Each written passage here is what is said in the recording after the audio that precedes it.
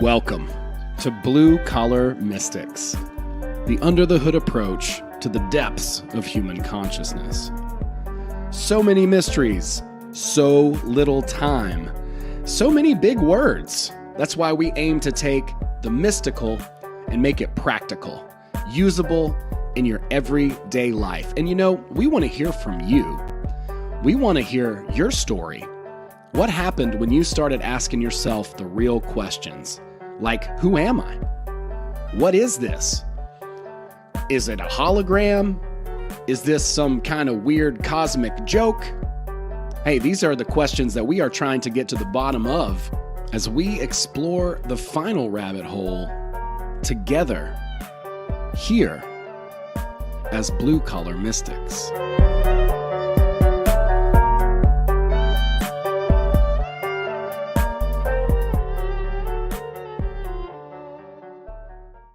What's up, everybody? Welcome to this live stream. We are streaming live on Rockfin, YouTube, Facebook, and that's it. Just those three places.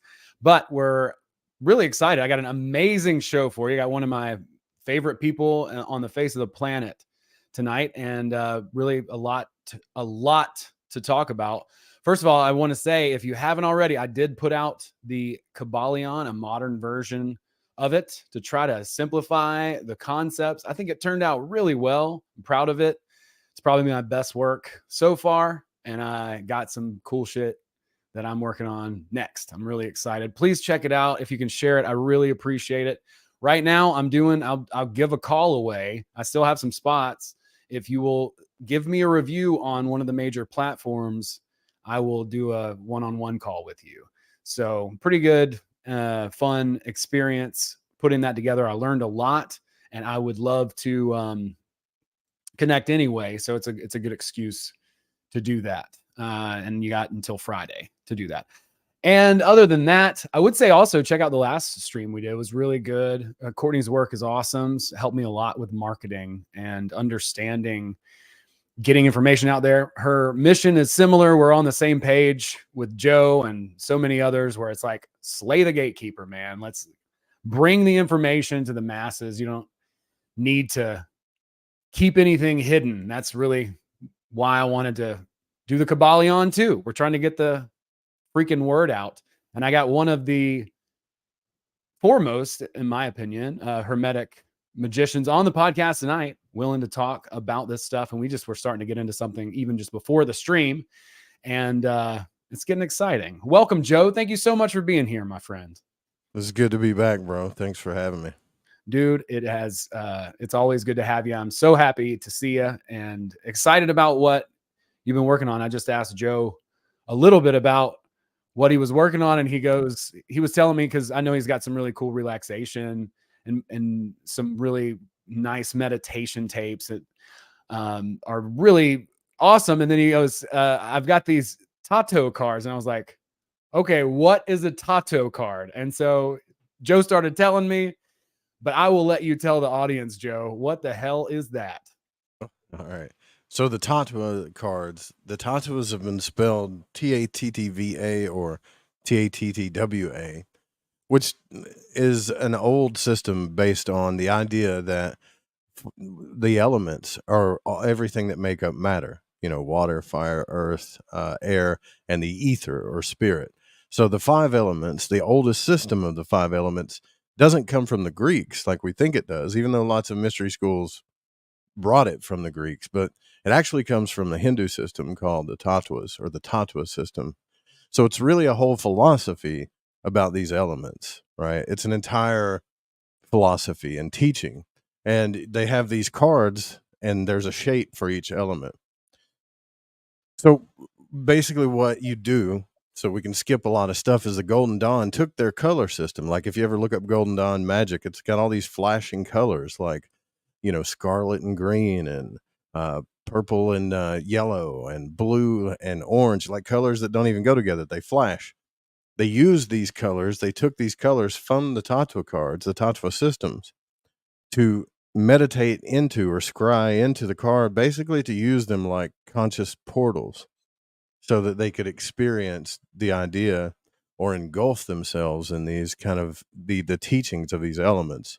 And it gets deeper than just the elements, because there's like water of fire, air of earth, that kind of thing. Mm. But you have to learn about the elements. So it's really another system to consciously study your psyche and your energetic makeup, right?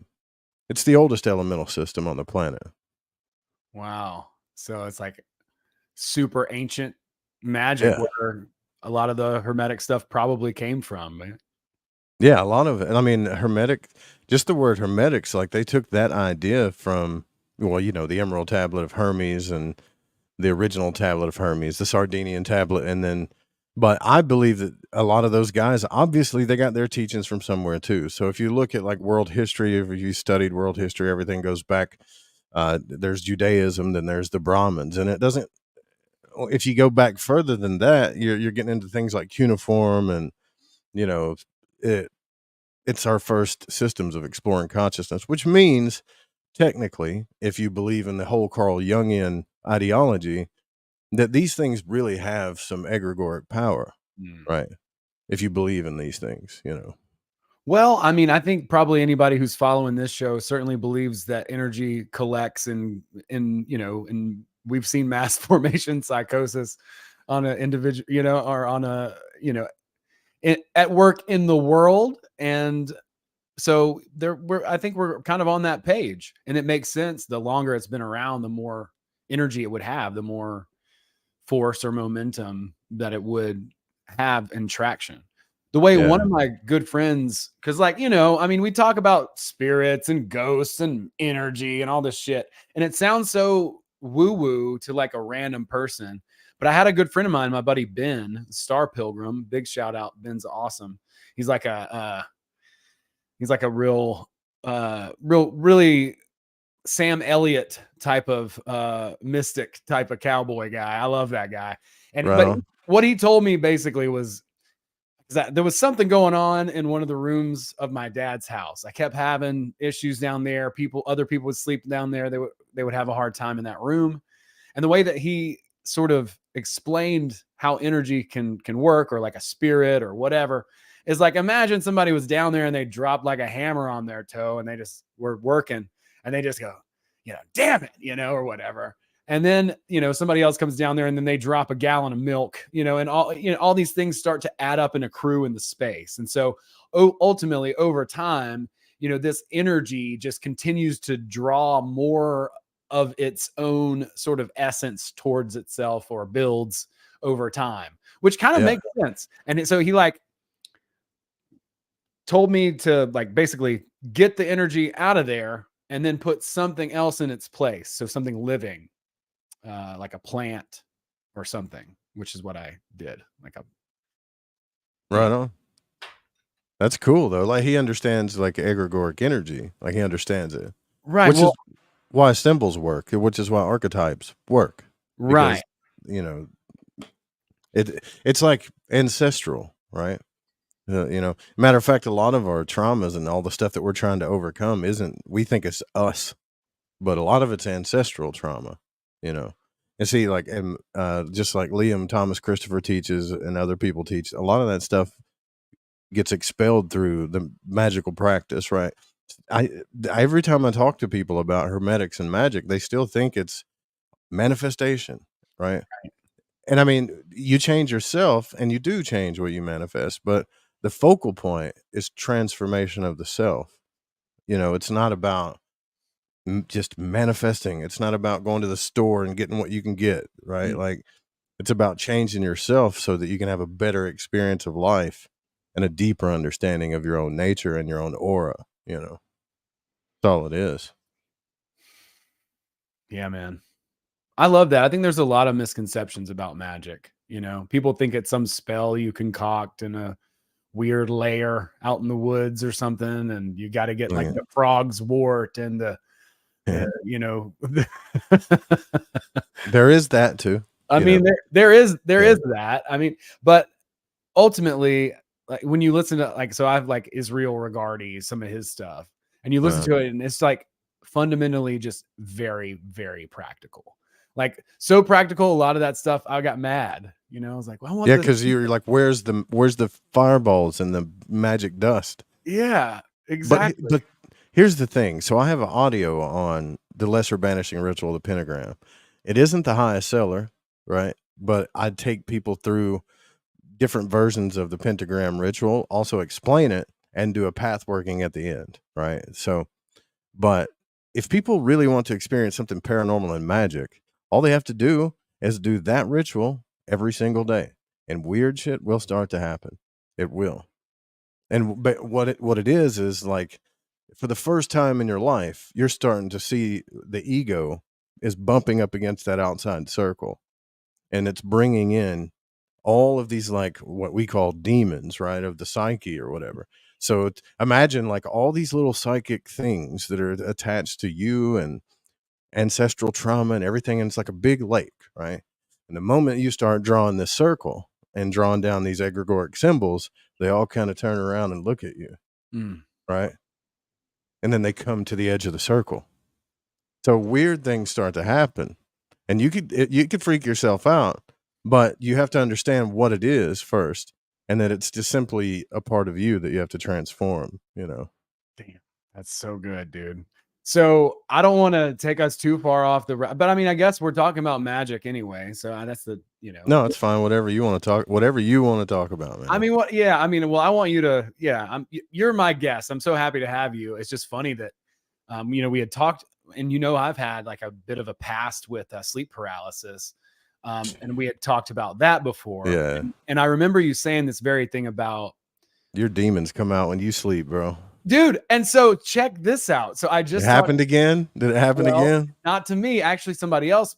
So I had this inkling that, or I read it in a book. I think it was Anthony Peake's book Right, he's about, awesome. yeah, about like how you could basically sleep paralysis was an invitation more or less to astrally project. Right. That's his theory about it. Well, it's confirmed because I talked to somebody today, Abby, my friend, actually, and she'd love to talk to you, I'm sure.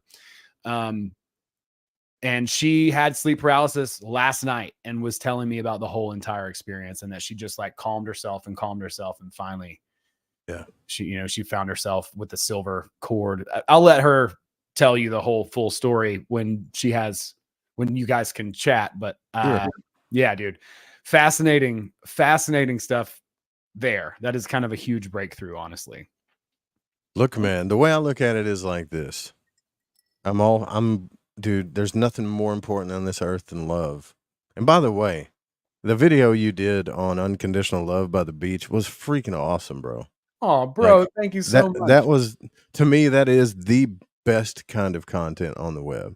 So you have to put out all of these categorizations and social ideas and all this shit we hear about every day, and just be honest with yourself, man, and what's in your heart, like, and that's the best way to be.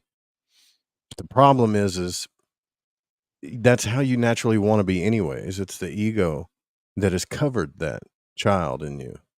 It doesn't take your manhood away. It doesn't take your womanhood away. It's just the ego that's covered that thing. So, when we do magic or hermetics, we're essentially bringing suffering upon ourselves for a reason.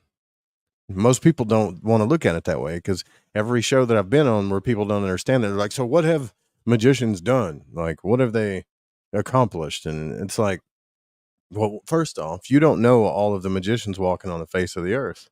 You only know the ones that wrote books. That's it. So there's plenty of magicians that have accomplished a lot in their life. I know some of them, right? Some of them are my teachers. But secondly, you have to really be willing to change. Like, don't you want to know who you are? And so ask yourself, say your full middle and last name, and then tell yourself that's not who you really are. And at that point, if you don't really want to know who you are, then don't worry about it. Just, it's not going to kill you to play along with your ego the rest of your life. Everybody does it, But if you want to void walk, the way I look at it, that's why I call it void walking, right? If you want to void walk, you're going to have to, at some times, this is a war for the self. Sometimes, it's not all peaches and cream, but other times it's not. Not trying to scare people or anything, you know. No, I mean, when you put it like that and you say, look, these demons are just a part of yourself. Like, we all know we all have demons. Like, cast the first stone, him without a demon, good luck, right? It's like, so to say that, it makes so much sense. And with the Castaneda stuff and many of the other systems that we've talked about on this channel and in communities that are adjacent, things are starting to sort of link together. And it's pretty exciting, actually. The whole dream thing, recapitulation, these types of ideas, starting to see.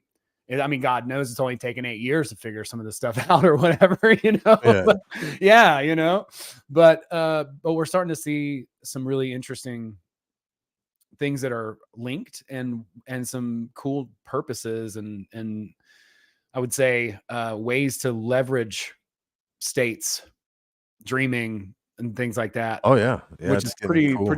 pretty cool, and if it rolls in, with the astral projection now as well, kind of starting to map out a little bit of an understanding of what the dream body is and all that. So it's pretty cool. And there's a bunch of other stuff too that is exciting. Yeah, dude. There are so transurfing is one system, right? Yep. The Cabalistic way of transforming the self is another system. The Eastern system of the chakras is a system. And you know what I've noticed is that even some of the best occultists, best magicians on the planet that could teach you all about the process of mystic and meditation and the psyche, they're so well versed and wise, and yet they still have not had an etheric kind of out of body experience. There are other people that just do lucid dreaming, right? All they do is mess with their dreams, so proficient at it that on a daily basis they have to ask themselves, are they on reality all the time? Mm-hmm. These are true void walkers. Magician, OBE guy, lucid dreamer, I don't care what you're doing, right? Like we're all trying to figure this stuff out because we don't relate to these categorical ideas and all this social engineering. It doesn't work. It causes more suffering, doesn't. I mean, every day I get on my phone, there's a new category for us to be in, and it just doesn't work. You know what I mean? Right. There's a new system of psychological things that we are, or what sexual preference, whatever, and it's like, the psyche doesn't really like that. It's always trying to put you in a category because it wants you to be above things. It wants you to understand more things than the rest of reality, right? So categories make sense because it helps you stay a step above these things to understand them. But these demons are separate. But again, they're not, because we're really not separate. The separation is the illusion, but it's still reality where we are. Yeah, It's kind of hard to explain. No, I understand.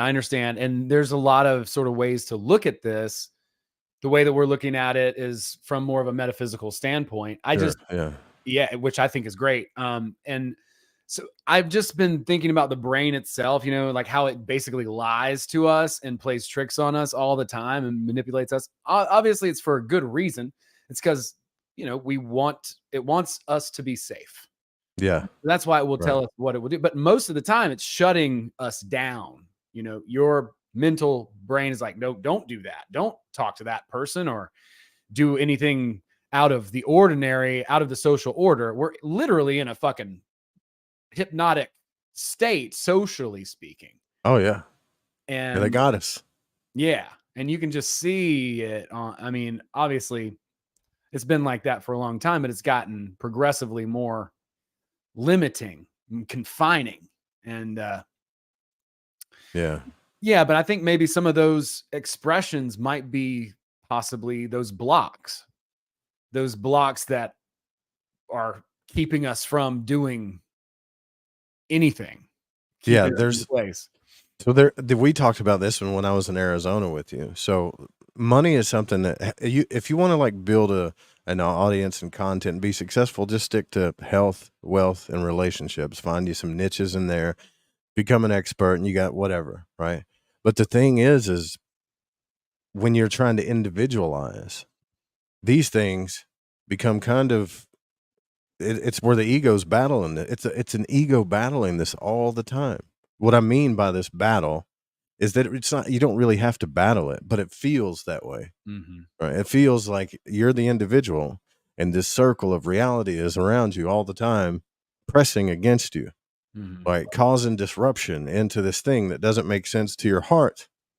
So, and every time you try to go to get along and do what society wants you to do, you feel like a part of your soul dies. Well, that happens for a reason, right? Like you're supposed to grow the soul out of the soil of your body, so to speak, and all the texts. That's why they talk about this agriculture thing, right, all the time. But anyways, I'm going off on a tangent. But like, you got to be able to, for instance, money, that category.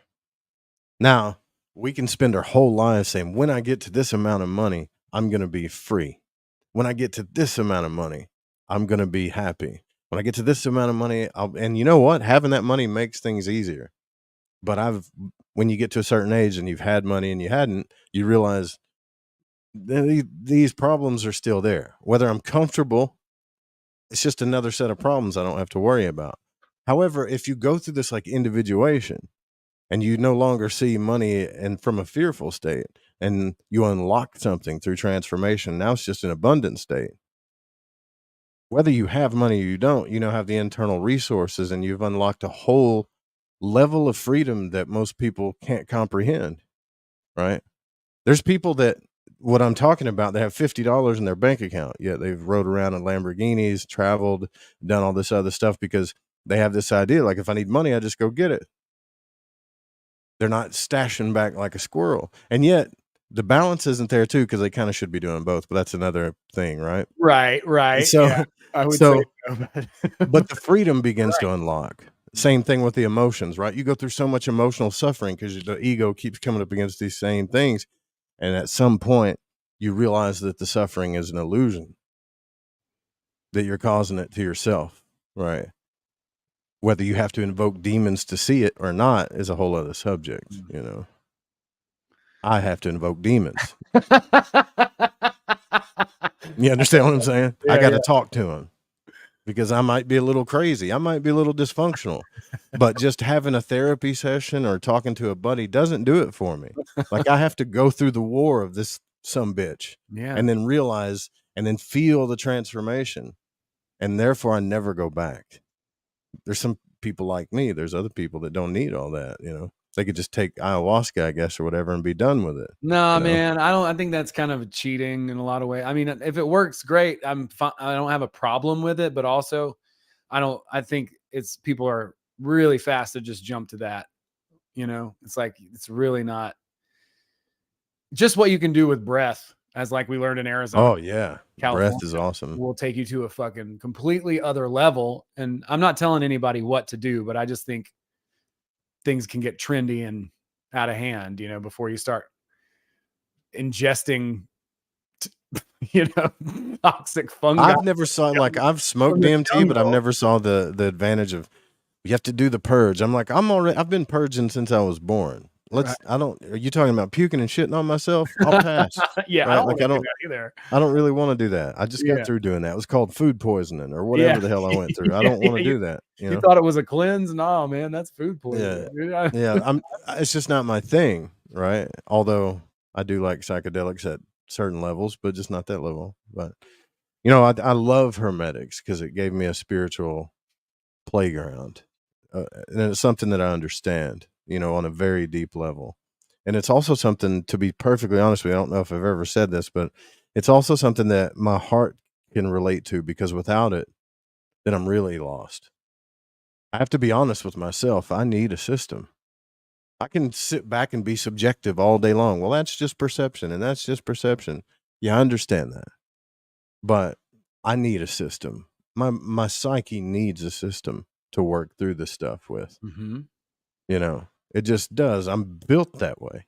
I am, So a system of magic tends to work. And when I say, as you do these like rituals, you will see weird things. You'll experience weird things. You'll have out of body experiences. I've seen people's faces melt before, like no acid or nothing, just it's the demons kind of playing tricks on you. Like what they're trying to get you to do. And this might freak out some of you, but they're trying to get you to become a nihilist. Like Yeah, everything is nothing. Doesn't matter anyways. I Watch me believe that. melt this stuff in Yeah. front of you. You Yeah. know? Hmm. I think so too. That is that's the toxic drip Yeah. Yeah. right Yeah. there. And Nihilism. you get scared. You're like, wait a minute, like I'm gonna melt away. Yeah, everything melts away. And then, you have to learn to love that. But at first it's meant to scare you, like you're not gonna be here forever. No one's gonna remember you. You're going to die. No one's gonna care about you. You're gonna disappear. Mhm. Right? It's like, yeah, that's cool. But then when you really start working with it, it scares the shit out of you.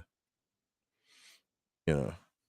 That's why humans don't change until they have an NDE, or they screw their health up so much till they have something terrible happen to I them. mean, a Then lot of people do. Yeah, you have to be very proactive, and yeah, it's hard. Because our life is so easy and comfortable in society. It's like we have to actually actively seek out challenge.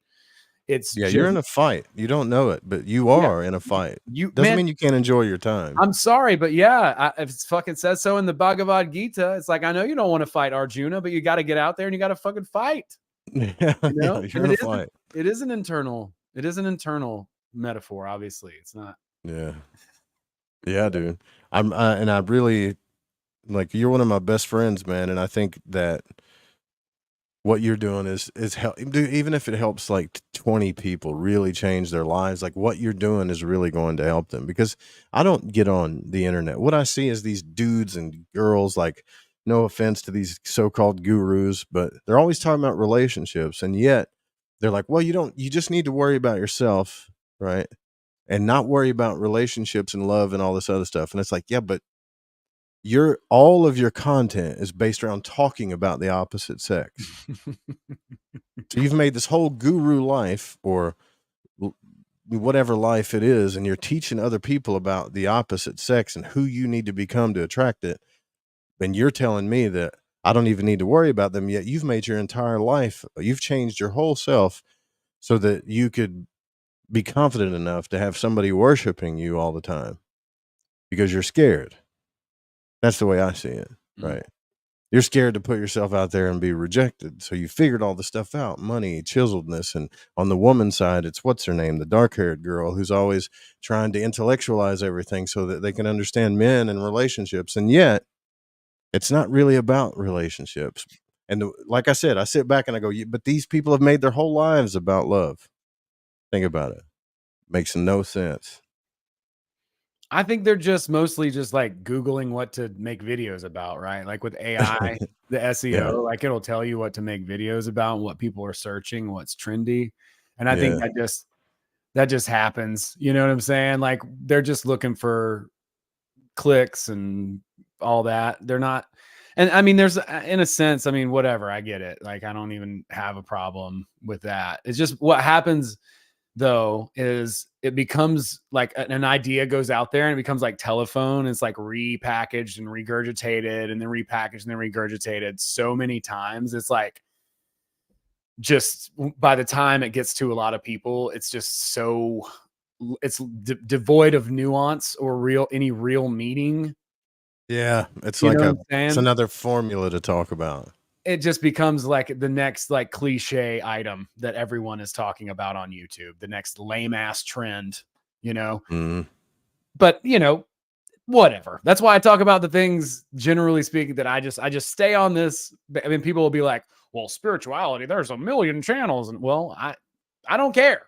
This is what Yeah, I yeah, talk yeah. about. The Cabalian is like doing that audiobook was such a great thing because I think void walking, spirituality, reality transurfing, all of what we're doing is trying to understand consciousness and the reason why we're here, right? So when a person comes out and becomes inspired and writes the Cabalian, and then other people like you go out and you make a more modern kind of I know you put your voice to it, trying to help people understand it, and it's through observation, right? It's an evolved thing. So I think we got to get past this idea too that this old stuff, even though I love the Tatua system, right, is the best system, and the Cabalian is the newer Hermetics. It's the newest Hermetic book. It's not that ancient. It was written in like 1800s, 1900s, right? But it's more evolved. Yep. It's a more evolved version of nature observation, you know. I love that book, by the way. I love it too. And, you know, I'd read it for years and it was kind of hard to read, frankly. You know, it wasn't bad, but I can only imagine, like, I can remember the first time I tried to read it and I was like, it just was very hard to read. Hopefully I did okay. I know I think I did all right, but I'm just saying, like, the production quality, I'm very happy with. The, you know, writing of it, I was like, well, please don't strike me dead, Hermes, you know, if I got anything wrong, you know. And then I don't know. And then I titled it too, as a pseudonymous author, The Fourth Initiate, you know, just for fun. Hell yeah. Just for fun, you know. Hell yeah. But I mean, the principles in there are in everything. It's in reality. I mean, it is reality transfer. We talked about pendulums in there as well in the original version. But like, I just try to take everything in there and try to simplify and suck a lot of the woo woo, like, oh, Hermes Trismegistus of the thrice greatest great of the ascended master who lived 300 years of It's like, dude, shut up. You know, like, let's just get to the meat of this. And I try to simplify it, but also I think it's still really dense. So I don't know. I don't think there's any way for it not to be. Well, you know, the whole reason why I think they romanticize a lot of things in religion and spirituality is for a reason. It kind of activates things, right? So you could take a formula, and we understand a formula. Our brain logically understands it, and a lot of logical people or masculine nature people just pick it up, right? But to really, at the top of the tree, for instance, let's go to the tree of life, right? So you've got wisdom and understanding. Understanding is understanding. Our brain understands the formula. Wisdom is to have the experience of something. To be wise about something is to have enough experience with it that you kind of know what's going to happen, right? In order to have those experiences, we can't really experience all of these teachings like Hermes and Aphrodite and Elohim and all this stuff without kind of making a romantic kind of play about it. Because it's not actual reality, right? It's not a thing. But when we romanticize it, it becomes this thing. Just like we did to the planets, we romanticize them and put these god names upon them since the beginning of time, and we do ceremonies and rituals about them. And then monotheism came along, and the sun god, and all this other stuff. I honestly think both are important, even though I like to cut to the chase a lot of times too. Right, because it's like beating the final boss on a video game you've played 1,000,000 times. Like, can you get past the cutscenes and all the dialogue and just, give me the information, right? Mm-hmm. That's really, I get that too, though. So, well, the power of myth and story, kind of like what you're saying, it's just so embedded in our psyche. It's literally like how we learn. So one of the things, I went to a couple conferences over the weekend. I can talk to you more about it when we're not on air or whatever, but they were really talking about everything. Talked a good bit about the Bhagavad Gita, specifically about taking action that's not connected to external, results, and figuring out different ways to do that. But also that everything's kind of a troll. Everything's kind of fake. It's all sort of Maya and an illusion. Now, not to go into nihilism, because I don't believe that, but this is the screen of consciousness that we're playing this play upon, right? And so it's like you kind of either get looped into someone else's myth and their story, or you create your own sort of story. It's all just this dance, this fun game that we can play, and everyone's kind of going to have their own version of kind of what they can add, because people are frankly just fucking bored. People are just like, okay, I'm bored. And if you have like a magic trick, even like a cheesy hokey magic trick, people will be entertained. They just want something. You know what I'm saying? Start getting out of your body. That boredom will cut. Yeah. Right. Like, oh shit. Like become a ghost. That'll cut it down. And then when you get to this place, Realize that everything you think and feel, it happens instantly. There's no slow cause and effect in this reality.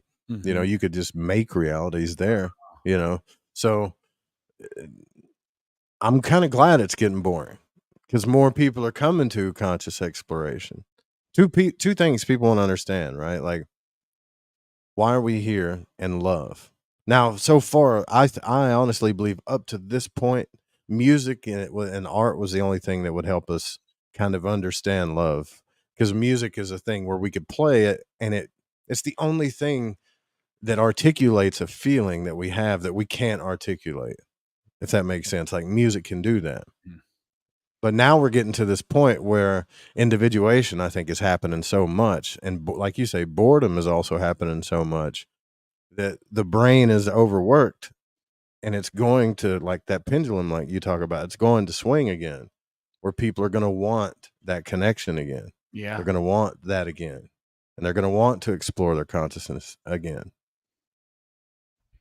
Yeah, I think we've become such an extreme society when it comes to consumerism and just thinking about ourselves so much. Like, we're so Yeah. far beyond any sort of healthy individualism, Like, Yeah. collectivism's bad too. They're both awful, frankly. Yeah. It's like we are just so focused on We're all narcissists, let's face it. Yeah, basically, right? Like, we've become so focused on ourselves, we don't even know how to relate to other people anymore.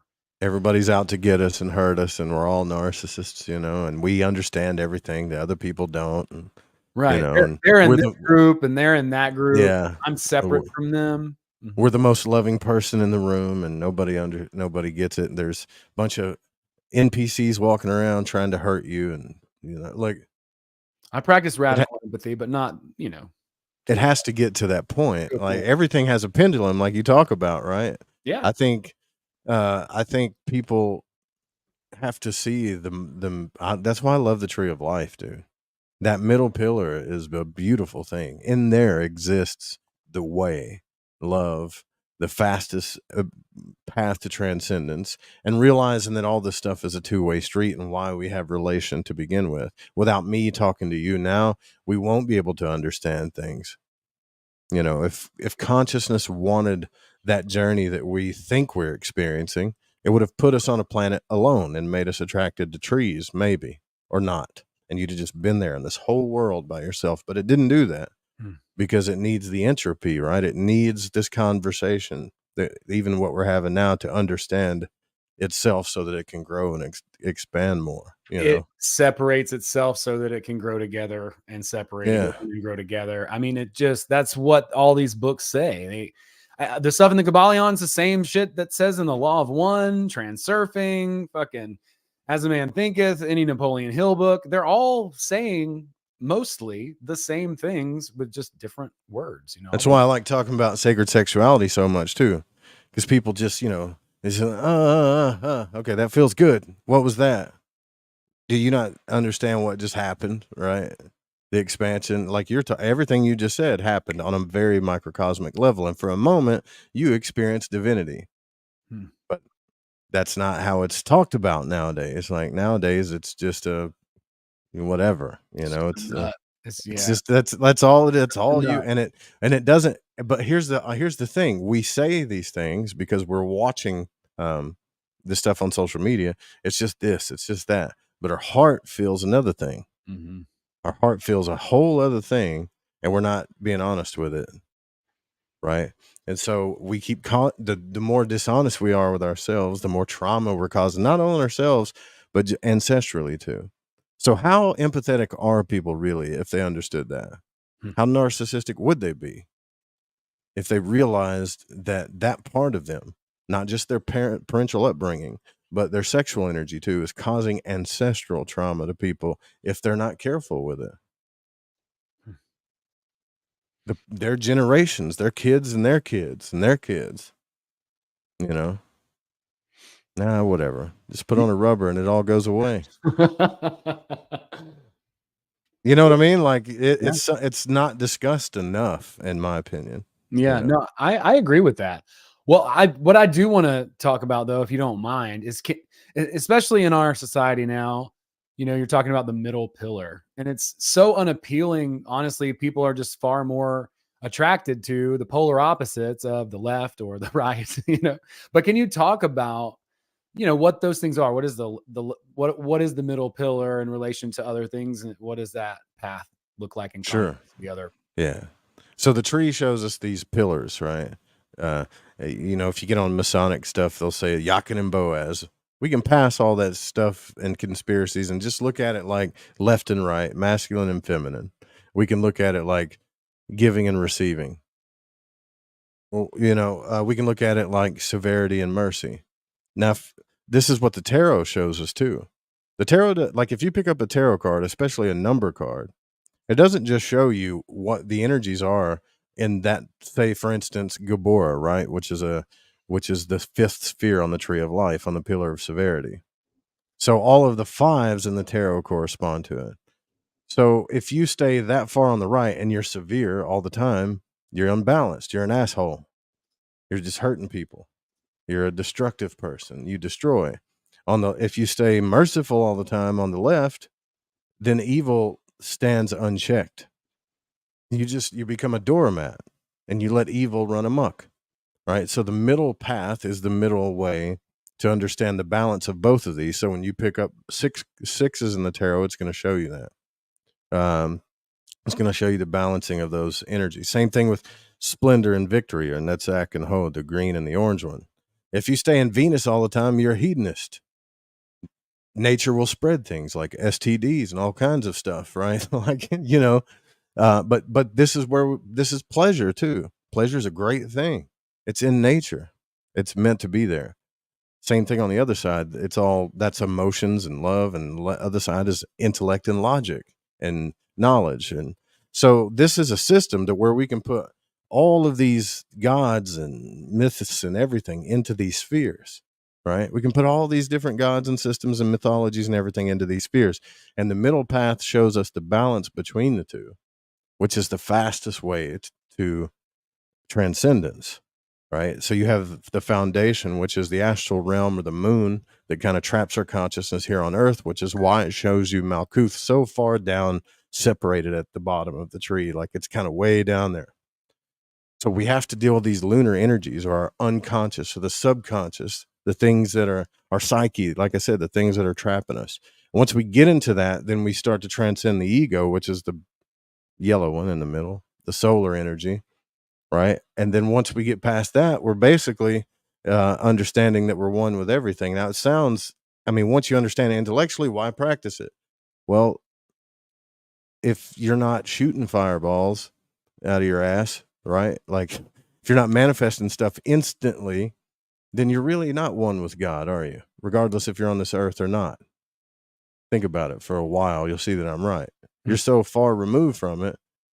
And what happens is you just intellectually understand it. So therefore you think you're spiritual. You think that you've transcended it. So we can go all over this tree. But if we're on any of these, like say we're experiencing something in our life where we're in Gedula, where it says mercy, or just said, right? And we're a giver.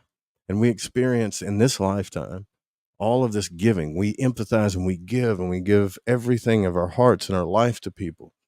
And yet the other pillar comes in and tramples all over us and causes us suffering, So we come back, reincarnate in a lifetime, and we become assholes.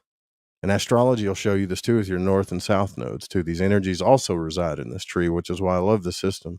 But we do this, we're assholes. We'll never get taken advantage of again. So we become all consuming and destructive and whatever. And yet we hurt people. Right. So we go the tree in the system of magic, which is the elements, which is what those four elements are down there in the bottom sphere of understanding the four elements. We transcend our consciousness into alchemy, which is the solar work. And we have a chance to do the Christ-like work, make up for all this stuff, transcend ourselves, treat other people the way we want to be treated, which is the middle path. In one lifetime, if we can just understand all these energies, we can alchemize and do this, hopefully, in one lifetime.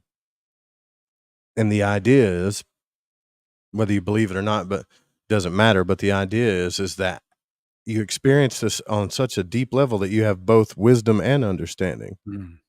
You have both mercy and severity. You have both victory and splendor.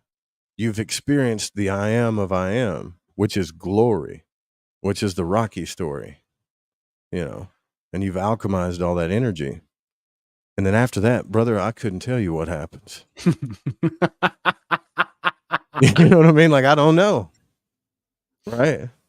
But I know a lot of it has to do is with love. Like, the mystery of love is the greatest mystery. A guy that won the Nobel Prize said that. He was beating his brain up trying to understand everything. And he realized that love was the greatest mystery. But that is why I use the tree, because I need a system, but I'm also a very kind of romantic guy. So I like all these different spiritual systems. I'm not hooked on just one, and they all fall into that tree very well. So I use it for a system of conscious exploration and energetic transformation. That's it. I don't look at it as like it's the flux capacitor of time travel or it's the ultimate reality and there's nothing else that's true. I don't look at anything like that, Yeah, dude, that's great. No, I just made a note of when that is, and I'm putting it in the chat too, because I think people are going to probably want to replay that a little bit.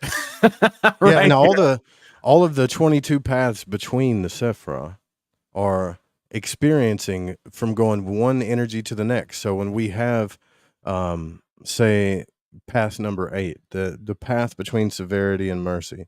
So when we are going through something, understanding the balance of those two energies, we're on that path. So in magic, they call this a path working. So you would draw the tarot card that corresponds with that path, and then you would go into a meditation, and all of the symbols as you travel from Sephra to Sephra, all of the energies of those two Sephra would be in that path working so that your psyche could understand it. That's one form of magical working, how you practically work with the tree, right? Another form would be, let's say, for instance, I want to understand action. I need to understand why I don't take action. I need help with that. So you could go to therapy and say, tell your therapist is going to write a bunch of notes, give you some pills, whatever. Or you could invoke that pillar, all the God names, all the angels, all the caste systems, every egregore that is corresponded with severity. Bring it into your being, invoke it, become it, or evoke it. Put it outside the circle and observe it and study it, right? Like, this is a way to bring things into your being in a whole different kind of way that the unconscious can work with, if that makes sense. Mm. Like, the unconscious loves symbols. It loves these things. To me, this is a way to communicate with the spirits. One thing to understand metaphysics, but I want to communicate with it. And I've found out that this is a way. This is a way to communicate with spirit. And it's not like it's ultimate reality. I think it's like a co-creative thing. It's almost like spirit's like, I understand what you're doing. Millions and millions of years of creation and all your God systems that we created together. I think I know what you're doing. Right. And then it'll kind of have you experience something else. And here you are back and forth playing this testing thing with the spirit, trying to communicate with it, trying to understand this, what the Hebrews called Eheye, which is I am that I am. It's a working with the spirit all the time. They don't just say that in the story just to make it all powerful. It means something, Yeah, that's great, man. This is a good question here. How does one discern where upon the tree they may currently be traversing? Very nice vocabulary as well. That's cool. So what you can do is, in magic, they developed a system of symbols, right? So first you observe, like say you're in a path working, you're in a visionary, right? And you see the god Aries, or you see swords or whatever. You can say, well, I'm in the sphere of severity, or you see lots of red things or fire. But another thing that you do is that you can test spirits with sigils. And this is kind of more advanced stuff. But later you learn, because you start out tracing the pentagrams and all this stuff, but later you learn when you're astral traveling, you can trace symbols of planets, you can trace symbols of different things, and these entities will trace them back. or they'll do certain like forms to let you know they're legitimate, right? So that's how you test spirits, but it's through the symbolism of what you're observing if you know where you're at. So if you're getting a bunch of mixed chaotic things, right? Say, for instance, you're getting leopards, but you're also getting tigers and all this other stuff, right? You're in a blended of energies, which is normal reality. Most of the time when we dream, we're in blended energies and things like that. To get to a sphere of energy, we have to do a working to focus our energy to actually experience it, because we always just experience the chaos of all these energies anyways. So once we see the things that correspond with that sphere, then we know that we're there. For instance, I'll use severity because it's easy. We see war, we see fire, we see things that relate to Mars, we see action, we see things that are severe. We might even see violent things. You know, it's kind of scary a little bit, but what I'm saying is the more symbolism you're seeing, the more you know you're there. Does that make sense? Even colors. I know some people don't see in color when they're dreaming or astral traveling or whatever you're doing, but colors are an energy into themselves. They're not just something our eyes see. They have an actual frequency. They're energy too. Wow. You know? No, that makes a lot of sense. And you'll hear this in theosophy because they'll talk about the rays, right? The green ray, the red ray, but they figured out that there is an energy to these colors too, you know? Yeah. I mean, it would make sense. Everything is symbolic, all of it. Yeah, man. And what I mean to say is, in order for your brain to really focus on an energy, you have to, once you actually try to do a path working and say, I'm going to scry into the sphere of Gabura, you'll notice just how chaotic your psyche is and how hard it is to focus into that energy itself. That's why you start out meditating every day, breathing exercises every day, doing a ritual every single day, so that you can focus the mind and experience the full force of these energies later in your magical journey, you know? Yeah, I think it's common to want to skip ahead. People get excited. I get it. Oh, yeah. You want to get your cape, you know? But honestly, yeah, a lot of this stuff is super practical. Like that Israel Regardie stuff I've been going through. It's awesome. It's very Yeah, he has a book called, have you read the 1 Year Manual? No, I just have his tapes on the Golden Dawn system. Yeah, it's a lot to take in for sure, but yeah, it's I mean, the beginning stage is just the neophyte stuff. The beginning works can change your life as a whole. They did mine. I mean, I still have stuff I have to deal with, and I'm still suffering on certain levels. But the things that I've experienced, they're just through the neophyte work, dude. It was very magical. Like I just never thought these things would happen in my life, and I would experience certain things, but on both levels, suffering and pleasure kind of thing. But I did. I understand them, and I experienced them. I got wisdom and understanding from them, just on the neophyte stuff. Yeah. Well, it compensates, and it makes sense. I mean, even just a small thing like just being able to learn to relax a little bit, you know, and when something's That's a stressful, problem if you having can't. Yeah. having a conscious awareness enough to where if something stressful happens, you don't fly off the handle and lose your shit and lose your fucking mind, you know? For me, that's how I used to act, and it took me a long time to I even can't believe it. keep the Not presence you. of mind, you know, to be able to keep my shit together, you know, like just from a simple standpoint, honestly, that's a huge win. Just being able to not take the bait and freak out when you get provoked by something, when someone cuts you off in traffic or fucking whatever bullshit, you know? What I hate is when people project that you are freaking out. Like I've wrote paragraphs of people and I put curse words in there when I was a little angry and upset. Right. But they're like, "Oh, you're flying off the handle." And if they really could see, like, as I'm writing this, it's almost like as calm as I can be, you know, with a very sarcastic tone. I don't like flipping out is the worst. That's like unbalanced severity, right? Think about it, right? It's so unbalanced severity. You lose your temper You break things, you smash things, you scream. It's not, people go, oh, that's unhealthy. No. What you mean is it's imbalanced, right? It's natural. These energies are in you. That part of you is in you, but it's unbalanced, right? It's not natural. I mean, it is natural. Sorry. It's just not balanced. That's all. Yeah. So No. people are like, well, Yeah. you're angry, you're popping off, and the angry person loses all the time. True. But don't tell me it's not natural, because these energies are very natural. It's just you're not a child. You have to Yeah. grow up and become balanced, You know? need to learn how to experience emotion without acting making a show about it.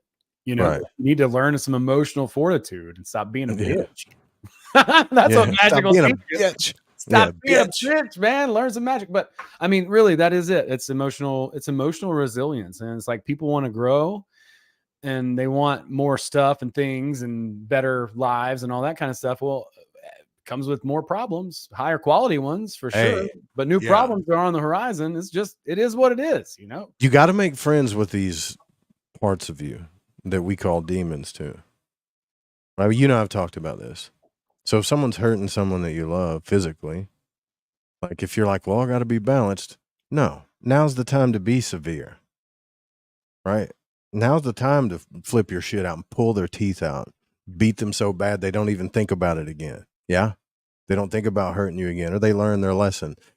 Those kinds of things. You can feel bad about it later, that you will balance out and feel bad about it later, but it was necessary, right? The energy wouldn't exist if it wasn't. And there has never been a peace on the earth without a war. It's a bitch, but it's true, right? So if someone's bringing physical havoc into your life or hurting things that you love, if you're not making friends with that, like Samael and all these entities or whatever you want to call them that exist in that warlike energy, then they're going to end up hurting you and the people that you love. You see what I mean? You're just going to allow things to come in and hurt you and them. So as a man, we have, like, I don't know about men. I'm just saying, let's just say masculine energy kind of understands this a little bit more.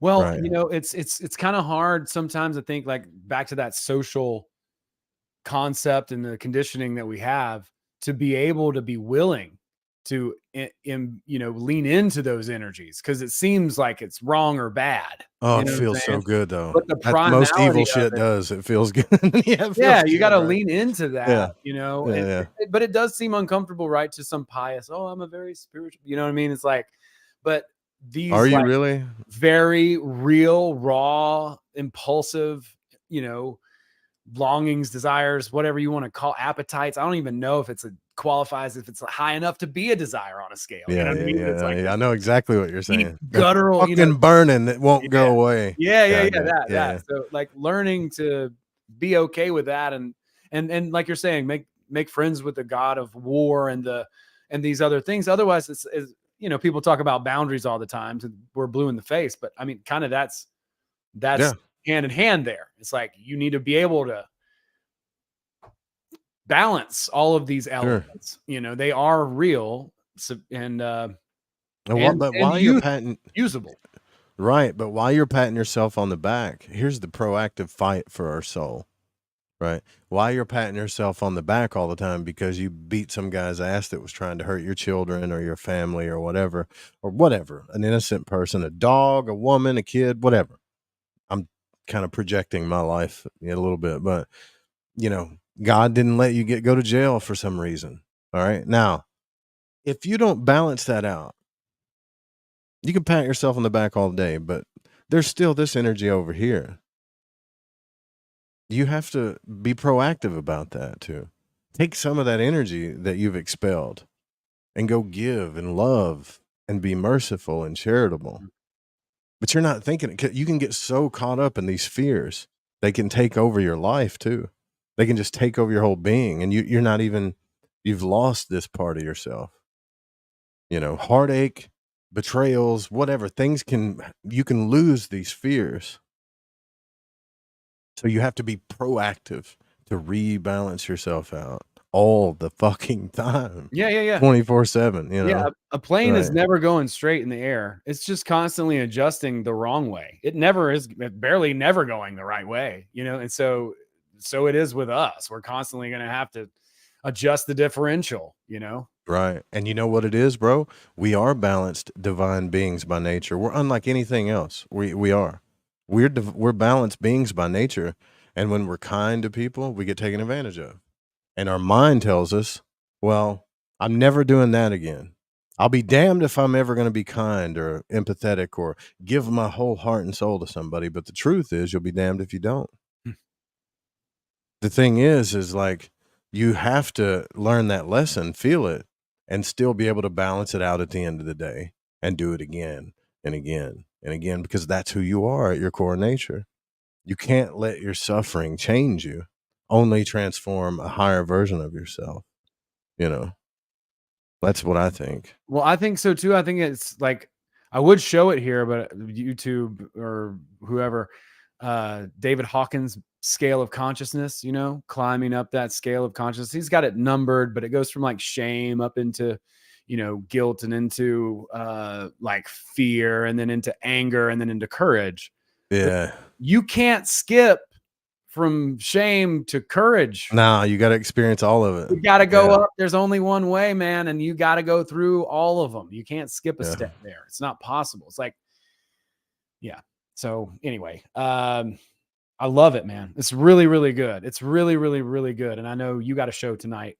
Yeah, but I just want to tell people, like, you start out with the elements, right? You work your way into planetary energies and then astrological energies, and then at the end of the day, magic is really only that bottom part of the tree. One day, the idea is to become the magician, to where you don't have to pick up your little magic tools and play with your psyche anymore. You've transformed.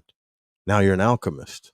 You see, the idea is to do that, but I just want people to understand it on a level that's not so, like, these guys think it's real, or they're total reality, or they're Crowley worshipers, or whatever, all the bullshit you hear. Sure.